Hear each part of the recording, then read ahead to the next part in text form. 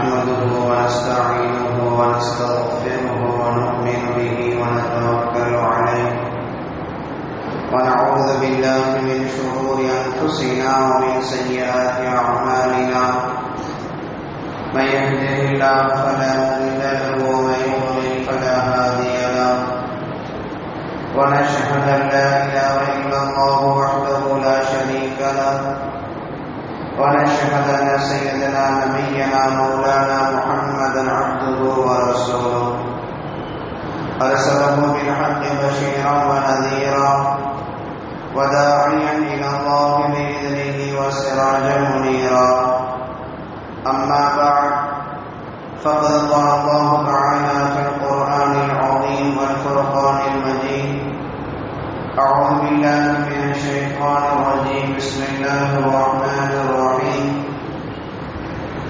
يسألونك عن الخمر والميسر قل فيهما إثم كبير ومنافع للناس وإثمهما أكبر من نفعهما صدق الله العظيم. எல்லா புகழும் அல்லாஹ் ஜல்ல ஷானஹு தஆலா ஒருவனுக்கே உரித்தாகட்டுமாக. இறுதி தூதர் முஹம்மது ஸல்லல்லாஹு அலைஹி வஸல்லம் அவர்களின் மீதும் அவர்களின் வழிவந்த சஹாபாக்கள், தாபிஈன்கள், தபஅ தாபிஈன்கள், ஷுஹதாக்கள், சாலிஹீன்கள், நல்லோர்கள் நம் அனைவரின் மீதும் அல்லாஹ்வின் அன்பும் அருளும் என்றென்றும் நிறைவாக உண்டாகட்டுமாக. ஆமீன். அல்லாஹ் ஜல்ல ஷானஹு தஆலா அவன் படைத்த உணவுகளில், தானியங்களில் சிலவற்றை அல்லாஹ் நமக்கு உண்பதற்கு ஹலாலாக ஆக்கி வைத்திருக்கிறான். சிலவற்றை உண்பதற்கு அல்லாஹ் தடை சொல்லி இருக்கிறான், ஹராமாக ஆக்கி வைத்திருக்கிறான். அல்லாஹ் நமக்கு ஹராமாக ஆக்கி வைத்திருக்கக்கூடிய உணவுகளில், பானங்களில் ஒன்று நம்மளுடைய பாஷையில் சொல்லக்கூடிய சாராயம் என்று சொல்லக்கூடிய மதுவை அல்லாஹ் நமக்கு ஹராமான ஒன்றாக ஆக்கி வைத்திருக்கிறார். மது எந்த அளவுக்கு ஹராம் என்றால், மனிதன் அதன் பக்கம் நெருங்கக்கூடாது, அதற்கு உதவியாக இருக்கக்கூடாது, அதை இன்னொருவருக்கு வாங்கி கொடுக்கவும் கூடாது, இன்னொருவர் அதை குடிப்பதற்கான அனுமதியையும் நாம் கொடுக்கக்கூடாது என்கிற அளவிற்கு மார்க்கம் வன்மையாகவே தடை செய்திருக்கக்கூடிய ஒரு பொருள் மது. இன்றைக்கு உலகில் அது மிகச் சாதாரணமாக தடுக்கப்படாமல் மக்களின் கைகளில் இன்றைக்கு சாதாரணமாக கிடைத்துக் கொண்டிருக்கிறது. எந்த அளவுக்கு என்றால், பெரியவர்கள் மட்டும்தான் குடிக்கிறார்கள் என்கிற பார்வைகளை கடந்து இன்றைக்கு கல்லூரி மாணவர்கள், பள்ளிக்கூட மாணவர்கள் உட்பட பலர்களும் இன்றைக்கு இந்த மதுவுக்கு அடிமையாகி போய் கிடக்கிறார்கள். காரணம் என்னவென்றால், மதுவை ஒரு பாவம் என்கிற பார்வையில் இருந்து சமூகம் இன்றைக்கு மாறி வருகிறது. அதற்கு அடிப்படை காரணம், இன்றைக்கு சினிமாக்கள் வழியாக, ஊடகங்கள் வழியாக யாரை கதாநாயகர்களாக காண்பிக்கிறார்களோ அவர்கள் அந்த பழக்கத்திற்கு அடிமைப்பட்டவர்கள் போன்று காண்பித்து, அதுவெல்லாம் தவறு இல்லை, அதுவெல்லாம் சமூகத்தில் இன்றைக்கு தவிர்க்க முடியாத ஒன்று, அது சாதாரணமானவை என்பதை திரும்ப திரும்ப காண்பித்து மக்களின் உள்ளத்தில் இன்றைக்கு மது ஒரு பாவம் என்கிற சிந்தனைகள் இல்லாமலேயே போய்விட்டது. ஒரு காலத்தில் எங்கோ ஒருவன் குடிகாரனாக இருப்பான். அவனை பற்றி மக்கள் அவமரியாதையாக பேசுவார்கள். அவனுக்கு பொன் கொடுப்பதற்கு பெண் கொடுப்பதற்கும் தயங்குவார்கள். அவன் குடும்பத்திலே இருந்து பெண் எடுப்பதற்கும் தயங்குவார்கள். அந்த காலங்கள் எல்லாம் இன்றைக்கு மறைந்து போய் இன்றைக்கு எப்படி மாறி இருக்கிறது என்றால் அதுவெல்லாம் தவறு இல்லை என்கிற அளவிற்கு சமூகத்தின் மக்களின் சிந்தனைகள் இன்றைக்கு மாறி போயிருக்கிறது. இதற்கெல்லாம் அடிப்படையான காரணங்கள் சினிமாக்கள் வழியாக, நாடகங்கள் வழியாக, ஊடகங்களின் வழியாக மக்களின் பார்வையில் யார் நல்லவனாக காண்பிக்கப்படுகிறதோ அந்த நல்லவனை குடிகாரனாக காண்பிக்கப்படுகிறது.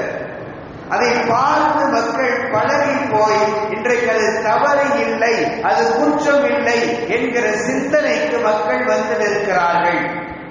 ஆனால் இஸ்லாமிய பார்வையில், ஷரியத்தினுடைய பார்வையில் மது என்பது பாவங்களின் மிக பெரும் பாவமாக மார்க்கம் பார்க்கிறது, மிக பெரும் குற்றமாக மார்க்கம் பார்க்கிறது.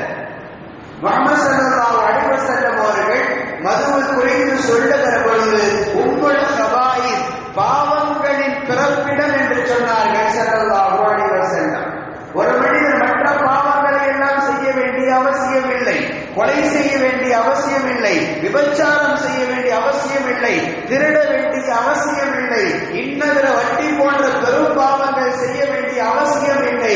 இந்த ஒன்றுக்கு ஒரு மனிதன் அடிமையாக ஆகிவிட்டால், மது என்கிற இந்த சாராயம் குடிக்கக்கூடிய பழக்கத்திற்கு ஒரு மனிதன் அடிமையாக ஆகிவிட்டான் என்றால் மற்ற எல்லா பழக்கங்களும் சாதாரணமாக அவனை வந்து சேர்ந்துவிடும். மற்ற எல்லா பழக்கங்களுக்கும் அவன் அடிமையாக ஆகிவிடுவான். மற்ற எல்லா பாவங்களும், பெரும் பாவங்களும் அவனுக்கு பாவமாக தெரியாது, சாதாரணமானவையாகத்தான் தெரியும். அந்த பழக்கத்திற்கு அவன் அடிமைப்பட்டு போய்விடுவான். எல்லா பழக்கங்களும் அவனை வந்து சேர்ந்து விடும் என்கிற அர்த்தத்தில் தான் முஹம்மது ஸல்லல்லாஹு அலைஹி வஸல்லம் அவர்கள் மதுவை, சாராயத்தை பாவங்களின் பிறப்பிடம் என்று சொன்னார்கள் ஸல்லல்லாஹு அலைஹி வஸல்லம். உண்மையும் அதுதான், யதார்த்தமான நிலையும் அதுதான். ஹஜ்ரத் உஸ்மான் ரலியல்லாஹு அன்ஹு அவர்கள் மக்களுக்கு மத்தியிலே பயான் செய்து கொண்டிருக்கிறார்கள். அப்படி பயான் செய்து கொண்டிருக்கிற பொழுது சொன்னார்கள், முன்னொரு காலத்தில் ஒரு மனிதர் இருந்தான். அந்த மனிதனை மிகப்பெரிய வணக்கசாலி. அந்த மனிதனை வழிகெடுக்க வேண்டும் என்று நினைத்தாள் ஒரு விபச்சார பெண். அந்த மனிதனை வழிகெடுக்க வேண்டும் என்று நினைத்தாள். ஒரு நாள் அந்த மனிதனை சந்திப்பதற்காக வேண்டி, அந்த வணக்கசாலியை சந்திப்பதற்காக வேண்டி அவர் இருக்கக்கூடிய வீட்டிற்கு, அவர் தங்கியிருக்கக்கூடிய வீட்டிற்கு செல்கிறாள். சென்று உங்களிடத்திலே கொஞ்சம் பேச வேண்டும் என்று சொல்லி உள்ளே நுழைந்ததற்கு பின்னால் மதுவை கொண்டு வந்து கொடுத்து, அவருக்கு அருகாமையிலேயே அவருடைய அறையிலேயே ஒரு குழந்தையும் இருக்கிறது. அவள் சொல்லுகிறாள், என்னிடத்தில் நீங்கள் தவறாக நடந்து கொள்ள வேண்டும், என்னிடத்தில் நீங்கள் தவறாக நடந்து கொள்ள வேண்டும் என்று அந்த விபச்சாரி சொல்லுகிறாள். அந்த வணக்கசாலி சொல்லுகிறாள், அந்த வணக்கசாலி சொல்லுகிறார், அது ஒரு பொழுதும் நடக்காது. நான் உன்னிடத்தில் ஒரு பொழுதும் தவறாக நடந்து கொள்ள மாட்டேன். விபச்சாரம் என்கிற அந்த பாவத்தை நான் ஒரு பொழுதும் செய்ய மாட்டேன். நீங்கள் செய்ய மறுத்தீர்கள் என்றால் தாழிடப்பட்டிருக்கக்கூடிய இந்த அறையை திறந்து வெளியிலே சென்று உங்களை பற்றி தவறாக நான் மக்களிடத்திலே சொல்லுவேன், உங்களை பற்றி மக்களிடத்திலே தவறாக சொல்லுவேன். நீங்கள் பாவம் செய்ததாக, என்னோடு நீங்கள் விபச்சாரம் செய்து விட்டதாக நான் மக்களுக்கு மத்தியிலே சொல்லுவேன். உங்களின் கண்ணியம் போய்விடும், உங்களின் மரியாதை போய்விடும். இந்த மக்கள் உங்களை மிக பெரும் ஆபிதாக, வணக்கசாலியாக நினைத்துக் கொண்டிருக்கிறார்கள். அதுவெல்லாம் உங்களிடம் மக்களுடைய உள்ளத்திலிருந்து எடுக்கப்பட்டுவிடும் என்று பயமுறுத்துகிறாள். இதனை கேட்ட அந்த வணக்கசாலி, சரி என்ன செய்வது, நான் விபச்சாரம் செய்வதற்கு தயாரில்லை. அந்த பெண் சொல்லுகிறாள், இதோ இந்த மது என்னிடத்திலே இருக்கிறது, இந்த மதுவை குடியுங்கள். என்னோடு நீங்கள் விபச்சாரம் செய்யவில்லை என்றாலும் இந்த மதுவை நீங்கள் குடித்துக் கொள்ளுங்கள், அது போதுமானது என்று சொல்லுகிற பொழுது அந்த ஆபீஸ் நினைக்கிறார், அந்த வணக்க வணக்கசாலி நினைக்கிறார், இவைகளில் இது சிறிய பாவம் தானே, விபச்சாரம் செய்வதை விட மது அருந்துவது என்பது சிறிய குற்றம் தானே என்று நினைத்து அந்த வணக்கசாலி மதுவை குடிக்கிறார். என்ன நடந்தது? போதை தலைக்கு ஏறியது. போதை தலைக்கு ஏறியதற்கு பின்னால் அந்த பெண்ணோடு அவர் விபச்சாரம் செய்கிறார். அந்த பெண்ணோடு அவர் விபச்சாரம் செய்கிறார். அதற்கு பின்னால் அந்த அறையிலேயே ஒரு குழந்தை இருந்தது. இந்த குழந்தை தன்னுடைய பாவச் செயலை அடுத்தவர்களிடத்தில் சொல்லிவிடுவோ என்கிற பயத்தில் அந்த குழந்தையை அவர் கொலையும் செய்து விடுகிறார். ஹஜ்ரத் உஸ்மான் ரலியல்லாஹு அன்ஹு அவர்கள் இந்த நிகழ்வு முற்காலத்தில் நடந்தது என்று சொல்லியதற்கு பின்னால் சொன்னார்கள், இது போன்று தான் மது என்பது உங்கள் சபாய் பாவங்கள் அனைத்திற்குமான பிறப்பிடம். அந்த வணக்கசாலி நினைத்தார், விபச்சாரம் செய்வதை விட கொலை செய்வதை விட மது அருந்துதல் என்பது சாதாரணமான ஒரு குற்றம் என்று நினைத்தார். ஆனால் நடந்தது என்ன? மதுவை குடித்ததின் மூலமாக மற்ற எல்லா பாவங்களும் அவருக்கு சாதாரணமாக மாறிவிட்டது. எல்லா பாவங்களையும் அவர் செய்துவிட்டார். உஸ்மான் ரலியல்லாஹு அன்ஹு அவர்கள் இந்த நிகழ்வை சொல்லிவிட்டு ஓதி காண்பித்தார்கள். மதுவை நீங்கள் தவிர்த்து கொள்ளுங்கள், அது பாவங்கள் அனைத்திற்கும் தாயாக பிறப்பிடமாக இருக்கிறது என்கிற ஹதீஸை ஹஜ்ரத் உஸ்மான் ரலியல்லாஹு அன்ஹு அவர்கள் சொல்லி காண்பிக்கிறார்கள். நாம் புரிந்து கொள்ள வேண்டும், மது என்பது, சாராயம் என்பது நம்முடைய பார்வையில், ஷரியத்தினுடைய பார்வையில் சாதாரணமான ஒரு குற்றம் அல்ல. அது எல்லா குற்றங்களையும் உருவாக்கக்கூடிய ஒரு இடத்தில் இருக்கக்கூடிய மிகப்பெரிய பாவம் தான் மது அருந்துதல் என்பதை நாம் புரிந்து கொள்வதற்கு கடமைப்பட்டிருக்கிறோம். முஹம்மது ஸல்லல்லாஹு அலைஹி வஸல்லம் அவர்கள் வன்மையாக கண்டித்திருக்கக்கூடிய ஒரு பாவச் செயல், வன்மையாக கண்டித்திருக்கக்கூடிய ஒரு பாவச் செயல், அல்லாஹ் சபிக்கக்கூடிய ஒரு பாவம். அல்லாஹ் சபிக்கிறான். லஅனல்லாஹுல் ஹம்ர. முஹம்மது ஸல்லல்லாஹு அலைஹி வஸல்லம் அவர்கள் ஹதீஸில் குறிப்பிடுகிறார்கள், லஅனல்லாஹுல் ஹம்ர வஷாரிபஹா வசாகியஹா வபாயிஹா வமுதாபிஹா வஆசிருஹா முஅதசிருஹா வஹாமிலுஹா வல்மஹ்மூலத்து இலைஹா வஅகல ஸமனிஹா. முஹம்மது ஸல்லல்லாஹு அலைஹி வஸல்லம் அவர்கள் சொல்கிறார்கள், அடுக்கடுக்காக சொல்கிறார்கள், அல்லாஹ் சபிக்கிறான், மதுவை சபிக்கிறான், அதை குடிப்பவனை சபிக்கிறான், அதை சுமந்து செல்பவனை சபிக்கிறான், விற்பவனை சபிக்கிறான், அதை விற்பனை செய்யக்கூடியதற்கு உதவியாக இருப்பவனை சபிக்கிறான், அந்த மதுவை தயாரிப்பவனை, அதை தயாரித்து விற்பனை செய்பவனை, அந்த மதுவை சுமந்து கொண்டு செல்பவனை, அது யாரின் பக்கம் சுமந்து கொண்டு செல்லப்படுகிறதோ அவனை, அத்தனை மனிதர்களையும் அல்லாஹ் சபிக்கிறான். அத்தனை மனிதர்களின் மீதும் அல்லாஹ்வுடைய சாபம் ஒவ்வொரு நாளும் இறங்கிக் கொண்டே இருக்கிறது. முஹம்மது ஸல்லல்லாஹு அலைஹி வஸல்லம் அவர்கள் சொல்கிறார்கள். எனவே ஷரியத்தினுடைய பார்வையில் மிக பெரும் பாவமாக பார்க்கப்படக்கூடியவைதான் இந்த மது என்பதை நாம் புரிந்து கொள்வதற்கு கடமைப்பட்டிருக்கிறோம்.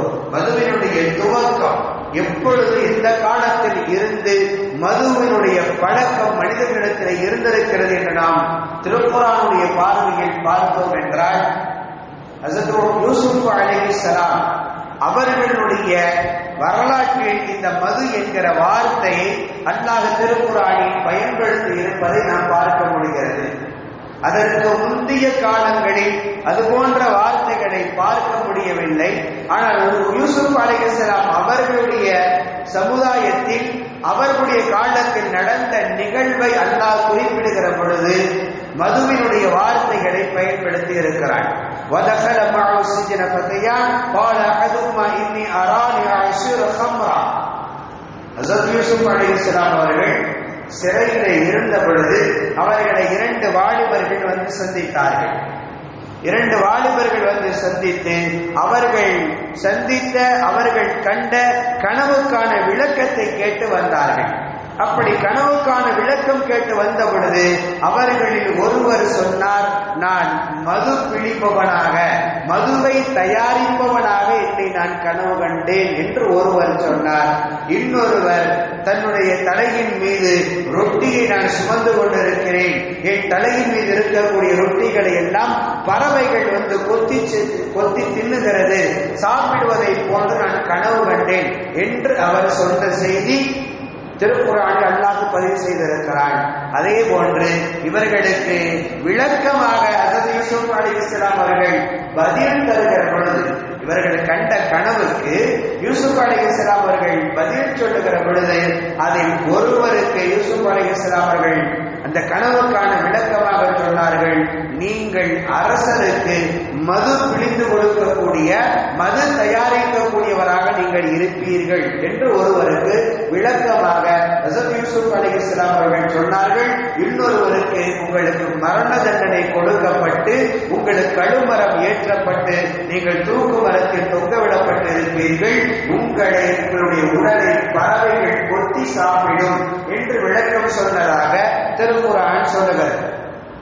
இதனுடைய காலம் தொட்டுத்தான் மதுவினுடைய பழக்கம் மனிதர்களிடத்திலே ஊடுருவி இருக்கலாம் என்பது நாம் புரிந்து கொள்ளக்கூடிய ஒரு செய்தி. அதே சமயம் இதனுடைய பாவங்கள் குறித்து, இதனுடைய தீமைகள் குறித்து ஷரியத்து மிக கடுமையான வார்த்தைகளை பயன்படுத்தி இருக்கிறது. ஒரு மனிதன் மதுவை குடித்து விட்டான் என்றால், ஒரு மனிதன் ஒரே ஒரு தடவை மதுவை குடித்து விட்டான் என்றால் அவனுடைய 40 நாட்களுடைய தொழுகைகள் அங்கீகரிக்கப்பட, 40 நாள் ஒரே ஒரு தடவை மது அருந்துவிட்டால் அவனுடைய 40 நாட்களுடைய தொழுகைகள் ஏற்றுக்கொள்ளப்படாது.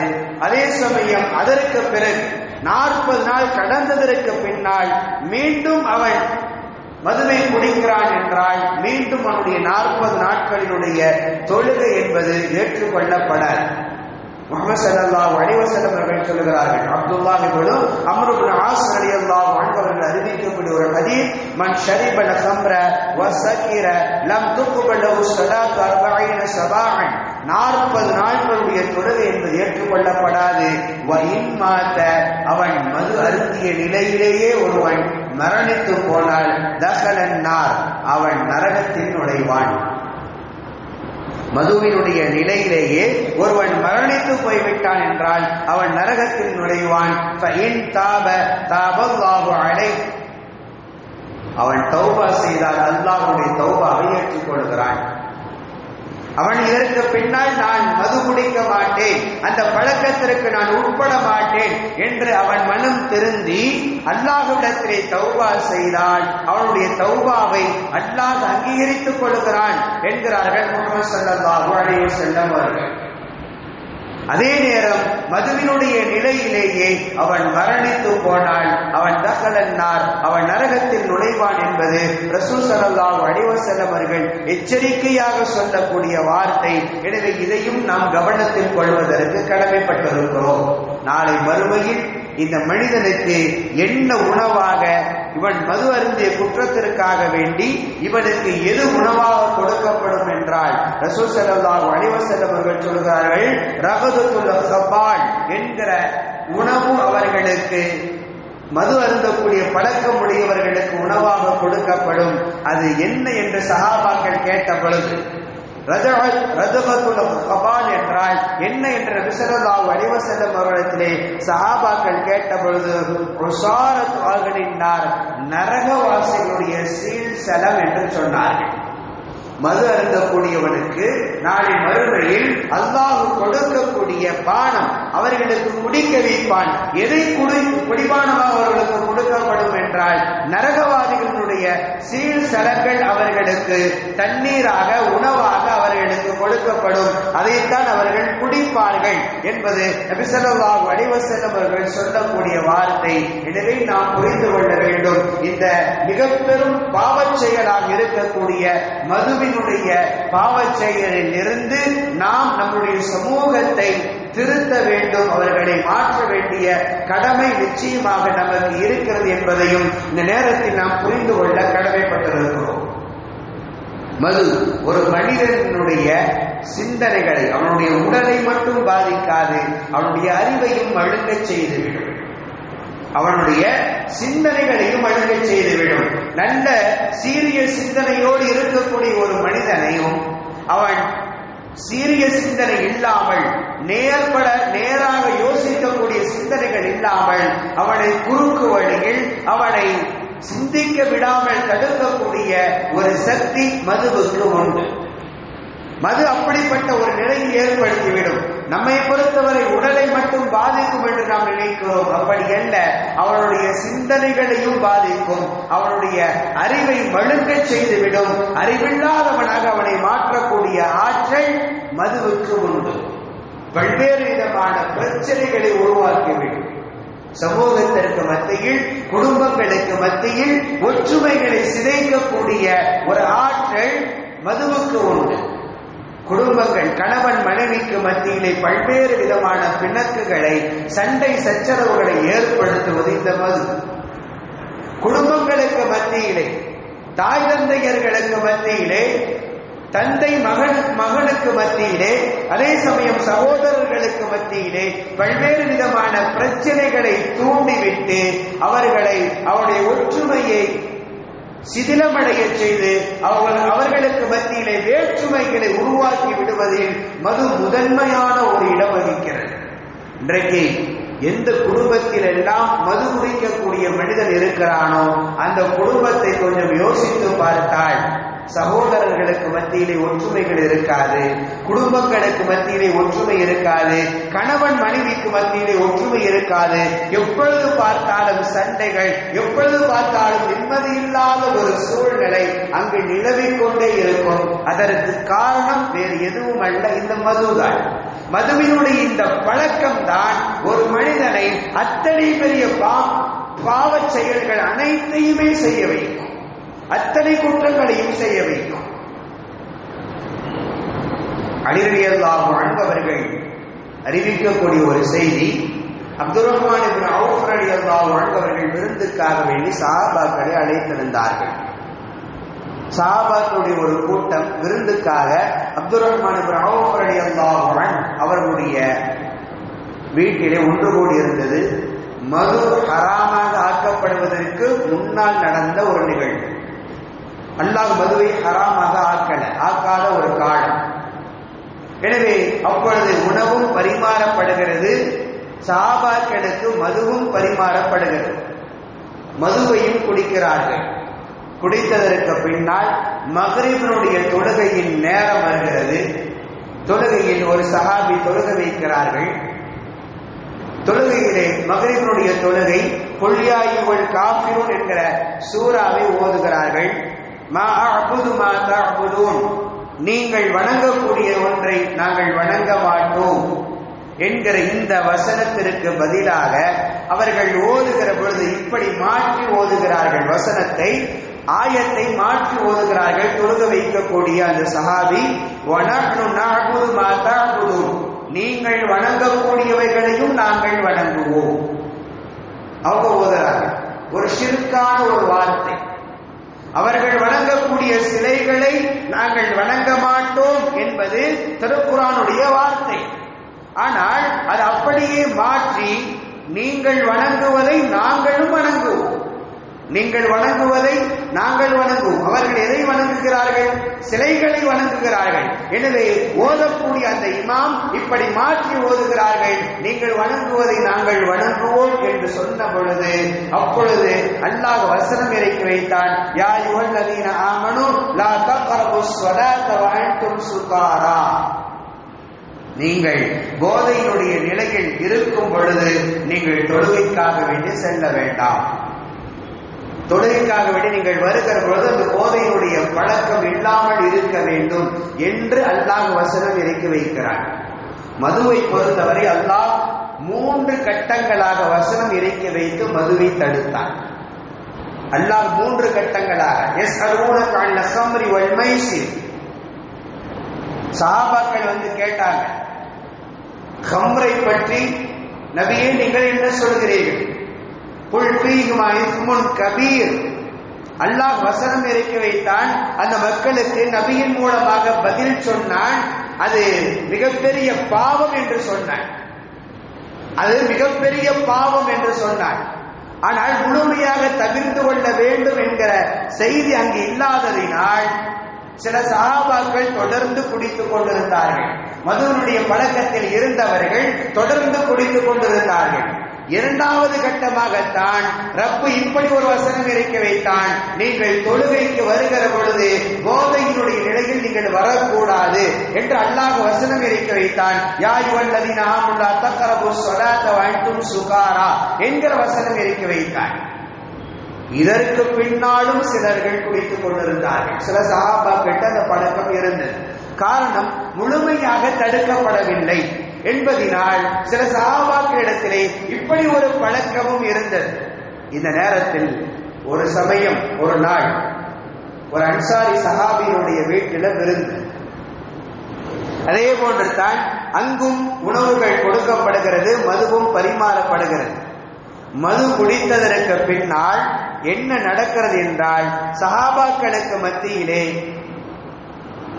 பேச்சுக்கள் நடந்து கொண்டிருக்கிறது. இரண்டு நிலையிலேயுமே முஹாஜிர் சஹாபாக்களும் இருக்கிறார்கள், அன்சாரி சஹாபாக்களும் இருக்கிறார்கள். இருவர்களுக்கு மத்தியிலே பேச்சுக்கள் நடக்கிறது. அந்த பேச்சு எதன் பக்கம் திரும்புகிறது என்றால் யார் சிறந்தவர்கள் என்கிற அடிப்படையில் அங்கு வருகிறது பேச்சு. அன்சாரி சஹாபாக்களும் இருக்கிறார்கள், முஹாஜிர் சஹாபாக்களும் அந்த சபையில இருக்கிறார்கள். அப்பொழுது முஹாஜிருன் கைரும் மினல் அன்சார், அன்சாரிகளை விட முஹாஜிர்கள் தான் சிறந்தவர்கள் என்கிற பேச்சு அங்கு வருகிறது. فأخذ رجل لحيي جمل فضربني به فجرح أنفي. அப்பொழுது அங்கே இருந்த ஒரு சாரார் சஹாபாக்கள்ல ஒரு சாரார், இருவர்களுமே மதுவினுடைய நிலையில் போதையினுடைய நிலையில் இருக்கிறார்கள். அப்பொழுது ஒரு சாரார் ஒட்டகத்தினுடைய எலும்பை எடுத்து இன்னொரு மனிதரை, யார் பேசிக் கொண்டிருந்தாரோ இன்னொரு மனிதரை அடித்து காயப்படுத்துகிறார். இங்கு சண்டை உருவாகிறது.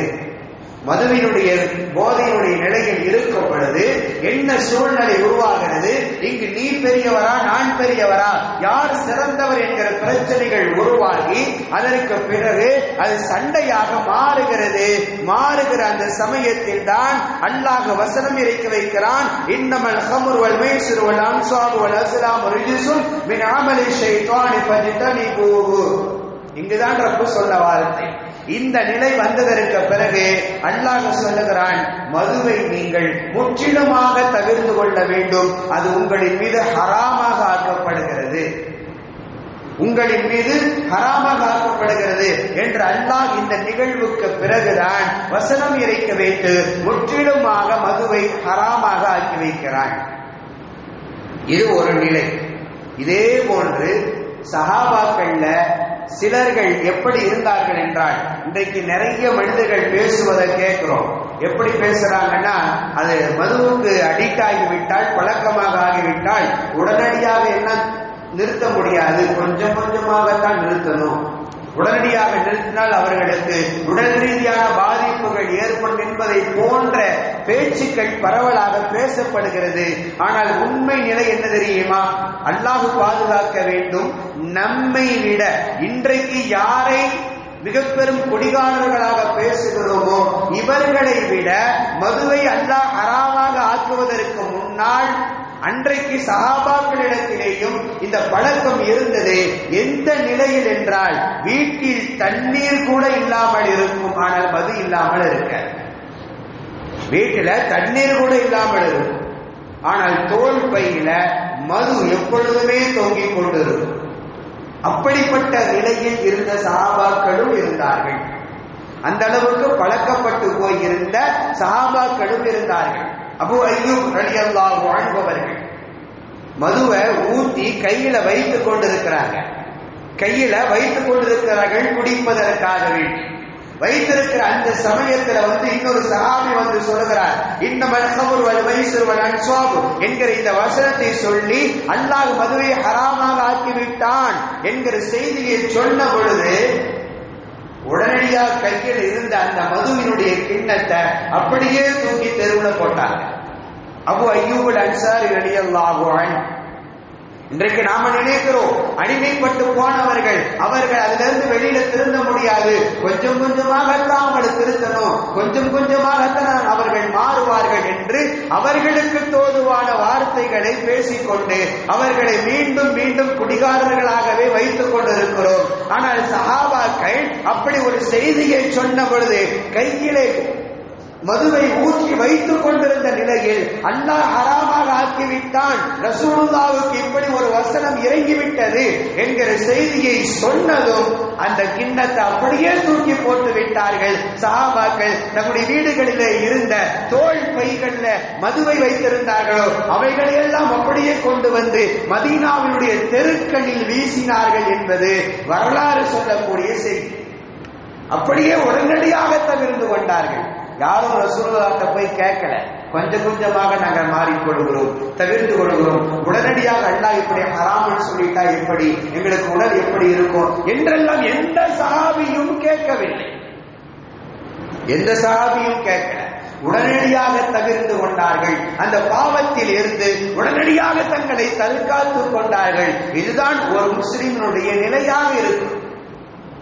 அல்லாஹ்வுக்கு பிடிக்கல, ரசூலுல்லாஹ்வுக்கு பிடிக்கல, ஷரீஅத் அனுமதிக்கல, எனவே இந்த பாவத்தின் செயலை என் வாழ்நாளில் ஒருபோதும் நான் செய்ய மாட்டேன் என்கிற அந்த நிலையில் தான் நாம் நம்முடைய வாழ்க்கையை மாற்றி அமைத்துக் கொள்ள வேண்டும். இன்றைக்கு நிறைய காரணங்கள் சொல்லப்படுகிறது. உடல் வலி, நோய்களுக்கான மருந்து, ஏதாவது ஒரு காரணங்கள். கடுமையா வேலை பார்த்துட்டு வந்திருக்கிறார், எனவே அது கொஞ்சம் குடிச்சாதான் அவருக்கு அந்த வழி இல்லாமல் இருக்கும், நோவு இல்லாமல் இருக்கும் என்பதை போன்ற நிறைய வார்த்தைகளை சொல்லி சொல்லி மதுவை இன்றைக்கு நாம் மீண்டும் மீண்டும் அனுமதித்துக் கொண்டே இருக்கோம். சிலர்கள் அதை சொல்லி சொல்லியே அந்த பழக்கத்தை மீண்டும் மீண்டும் செய்து கொண்டே இருக்கிறார்கள். ஆனால் அப்துல்லாஹ் இப்னு அப்பாஸ் ரலியல்லாஹு, அப்துல்லாஹ் இப்னு மஸ்ஊத் ரலியல்லாஹு அன்ஹு அவர்கள் சொல்கிறார்கள், இன்னல்லாஹ லம் யஜ்அலு ஷிஃபாவுக்கும் ஃபீமா ஹர்ரம அலைக்கும். நபி ஸல்லல்லாஹு அலைஹி வஸல்லம் அவர்கள் சொன்னதாக சொல்கிறார்கள், அல்லாஹ் உங்களுக்கு எதை ஹராமாக ஆக்கி வைத்திருக்கிறானோ அதுல எந்த விதமான ஷிஃபாவும் உங்களுக்கு கிடையாது, எந்த விதமான நிவாரணமும் உங்களுக்கு அதுல கிடையாது. அல்லாஹ் எதை ஹராமாக ஆக்கி வைத்திருக்கிறானோ அவைகளில் எந்த விதமான நிவாரணமும் உங்களுக்கு இல்லை. தைலமி ரலியல்லாஹு அன்ஹு என்ற ஒரு சஹாபி நபி ஸல்லல்லாஹு அலைஹி வஸல்லம் அவர்களிடத்தில் வந்து சொன்னாங்க, யா ரசூலல்லாஹ், நாங்கள் இருக்கக்கூடிய பகுதி கடுமையான குளிர் பிரதேசம், கடுமையான குளிர். அதே சமயம் நாங்கள்லாம் ரொம்ப கடுமையாக உழைக்கக்கூடியவங்க, ரொம்ப கஷ்டமான வேலைகள் எல்லாம் பார்க்கக்கூடியவர்கள். எனவே எங்களுடைய ஓய்வுகள், எங்களுடைய சோர்வுகள் நீங்குவதற்காக வேண்டி நாங்கள் ஒரு பானத்தை தயாரித்து நாங்கள் எங்களுக்குள் குடித்துக் கொள்கிறோம் என்று சொன்னாங்க. ஒரு பானம் சொல்லி கேட்டாங்க ரசூலுல்லாஹ், இதுக்கு அனுமதி இருக்குதா? தைலம் ரலியல்லாஹு அன்ஹு அவர்கள் சொல்லி கேட்கிறாங்க. நபி ஸல்லல்லாஹு அலைஹி வஸல்லம் அவர்கள் கேட்டாங்க, ஹல் யஸ்குர், அதுல போதை இருக்குதான்னு கேட்டாங்க. நீங்கள் குடிக்கக்கூடிய அந்த பானத்தின் மூலமாக, அந்த பானத்தின் மூலமாக போதை ஏறுகிறதா என்று கேட்டார்கள். தைலம் ரலியல்லாஹு அன்ஹு அவர்கள் சொன்னாங்க, குல்து நஅம், ஆம் யா ரசூலல்லாஹ், அதனால போதை வரும் என்று சொன்னாங்க. நபி ஸல்லல்லாஹு அலைஹி வஸல்லம் அவர்கள் சொன்னார்கள், ஃபஜ்தனிபூஹு, அதை நீங்கள் தவிர்த்து கொள்ளுங்கள், அப்ப ஹராம் தான், நீங்க குடிக்க கூடாது என்று சொன்னார்கள். இங்கு சொல்லப்பட்ட காரணங்கள் என்ன? அந்த காரணம், எந்த காரணத்தை சொல்லி அந்த சஹாபி கேட்கிறாங்க, நாங்கள் வாழக்கூடிய பகுதி கடுமையான குளிர்காலம், குளிர் பகுதியாக இருக்கிறது, நாங்கள் கடுமையாக உழைக்கக்கூடியவர்கள், உழைப்பின் மூலமாக நாங்கள் சோர்வாக ஆகிவிடுகிறோம், எனவே எங்களின் சோர்வு நீங்குவதற்கு நாங்கள் ஒரு பானத்தை குடித்துக் கொண்டிருக்கிறோம், அதை குடிப்பதற்கு அனுமதி இருக்கிறதா? ரசூலுல்லாஹ் கேட்டாங்க, போதை இருக்கிறதா? ஆம் என்றார்கள். போதை என்றால் குடிக்க கூடாது என்றார்கள். திரும்ப அந்த சஹாபி கேட்டாங்க, எங்கள் இருக்கக்கூடியவங்க குடிக்கிறாங்களே, எங்கள இருக்கக்கூடியவர்கள் குடிக்கிறார்களே. நபி ஸல்லல்லாஹு அலைஹி வஸல்லம் அவர்கள் சொன்னார்கள், ஃபஇல்லம் யத்ருகூஹு, அவங்க அதை விட்டு விடவில்லை என்றால், அந்த போதையான பானத்தை குடிப்பதை விட்டுவிடவில்லை என்றால், ஃபகாத்திலூஹு, நீங்கள் அவர்கள்ட்ட சண்டை செய்யுங்கள், அவங்கள்ட்ட சண்டை போட்டாவது அந்த பானத்தை குடிப்பதிலே இருந்து நீங்கள் அவர்களை தடுத்து விடுங்கள் என்றார்கள் முஹம்மது ஸல்லல்லாஹு அலைஹி வஸல்லம் அவர்கள். எனவே நாம் புரிந்து கொள்ள வேண்டும் எந்த அளவிற்கு பாவமான ஒரு செயல் இது என்பதை நாம் புரிந்து கொள்ளணும். எந்த காரணத்தையும் சொல்லி உடல் உபாதைகளை சொல்லியோ உடல் ரீதியான காரணங்களை சொல்லியோ மதுவை ஒருபொழுதும் மார்க்கம் அனுமதிக்கவில்லை என்பதை நாம் புரிந்து கொள்ள வேண்டும். வலா யஷ்ரிபுல் ஹம்ர ஹைன யஷ்ரிபுஹா வஹுவ முஃமின். நபி ஸல்லல்லாஹு அலைஹி வஸல்லம் அவர்கள் சொன்னார்கள், முஃமினாக இருக்கக்கூடிய ஒரு மனிதன் அவன் மது குடிக்க மாட்டான். நபி ஸல்லல்லாஹு அலைஹி வஸல்லம் அவர்கள் சொன்ன வார்த்தை. இந்த ஹதீஸிற்கு விளக்கம் தரக்கூடிய அறிஞர் பெருமக்கள் இப்படி ஒரு வார்த்தை சொல்லுவார்கள், மதுவுக்கு பழக்கப்பட்டு போய் இருக்கக்கூடிய மனிதன் இஸ்லாத்தை விட்டு வெளியிலே செல்வதற்கான சூழ்நிலைகள் அமைந்து விடலாம் என்பதனால் தான் முஹம்மது ஸல்லல்லாஹு அலைஹி வஸல்லம் அவர்கள் அவன் முஃமினே இல்லை என்கிற வார்த்தையை சொல்லியிருக்கிறார். அவன் தன்னுடைய போதையை ஏற்படுத்திக் கொள்வதற்காக வேண்டி மதுவினுடைய பழக்கத்தை மீண்டும் மீண்டும் குடிப்பதற்காக வேண்டி அதற்கான வருமானத்தை பெற அதற்கான காசு பணங்களை பெற அவன் எந்த விதமான பாவச் செயலையும் செய்வான். அவன் மார்க்கத்தை விட்டு வெளியிலே சென்றால் தான் அந்த பழக்கத்துக்கு செய்ய முடியும் என்றால் அதையும் செய்வதற்கு அவன் துணிந்து போவான். அதனால் தான் முஹம்மது ஸல்லல்லாஹு அலைஹி வஸல்லம் அவர்கள் இவ்வளவு கடுமையான வார்த்தைகளை சொல்லி இருக்கிறார்கள். ஒரு மனிதன் மது குடித்தான் என்றால் அவனுக்கான தண்டனை என்ன? ஷரியத்தினுடைய பார்வையில் 80 கசையடிகள் கொடுக்கப்பட வேண்டும். மக்களுடைய முன்னிலையில் மக்களுடைய பார்வையில் அன்றைக்கு சஹாபாக்கள் இப்படி ஒரு செய்தியை சொல்றாங்க, ஜலத ஃபில் ஹம்ரி பில் ஜரீதி வன் நிஆல். நாங்கள் அடிப்போம், மது குடித்த போதை தலைக்கு ஏறிய அந்த மனிதனை நாங்கள் அடிப்போம், பேரித்தம்பள மட்டைகளாலும் செருப்புகளாலும் அவர்களை நாங்கள் அடித்திருக்கிறோம். சஹாபாக்கள் சொல்லக்கூடிய வார்த்தை எவ்வளவு கடுமையான வார்த்தை, எவ்வளவு பெரிய குற்றமாக இதை பார்க்கிறது என்பதை புரிந்து கொள்ள வேண்டும். இன்றைக்கு அரசாங்கங்கள் ஊக்குவிக்கிறது என்பதற்காக வேண்டி அதை நாம் சாதாரணமாக எடுத்துக்கொள்ள முடியாது. ஷரியத்தினுடைய பார்வையில் இஸ்லாமிய பார்வையில் மிக பெரும் பாவங்களில் ஒன்று மது குடித்தல் என்பது. எனவே அதை எந்த காலத்தை கொண்டும் எந்த ஒரு சூழ்நிலைகளை கொண்டும் நாம் அனுமதிக்க முடியாது. ஹராமாக ஆக்கப்பட்டவை அது ஹராமு தான், அதில் எந்த விதமான மாற்று இல்லை. எனவே நம்மை சார்ந்தவர்களுக்கு இது செய்திகளை சொல்லுவோம், தொடர்ந்து மீண்டும் மீண்டும் சொல்லிக் கொண்டே இருப்போம். அவர்கள் திருந்துகிற நாட்கள் வரை மீண்டும் சொல்ல வேண்டிய கடமை நிச்சயமாக நமக்கு இருக்கிறது என்பதை நாம் புரிந்து கொள்ள கடமைப்பட்டிருக்கிறோம். அல்லாஹு தஆலா நம் சமூகம் சார்ந்தவர்களில் இதற்கு அடிமைப்பட்டு கிடக்கிறார்களோ, யாரெல்லாம் போதைக்கும் மதுவுக்கும் அடிமைப்பட்டு கிடக்கிறார்களோ அவர்கள் மீண்டு வரக்கூடிய தௌஃபீகை அல்லாஹ் தந்தருள் புரிவானாக. ஆமீன். வாஹிர் தஅவானா அல்ஹம்துலில்லாஹி ரப்பில் ஆலமீன். அஸ்ஸலாமு அலைக்கும் வரஹ்மத்துல்லாஹி வபரகாத்துஹு.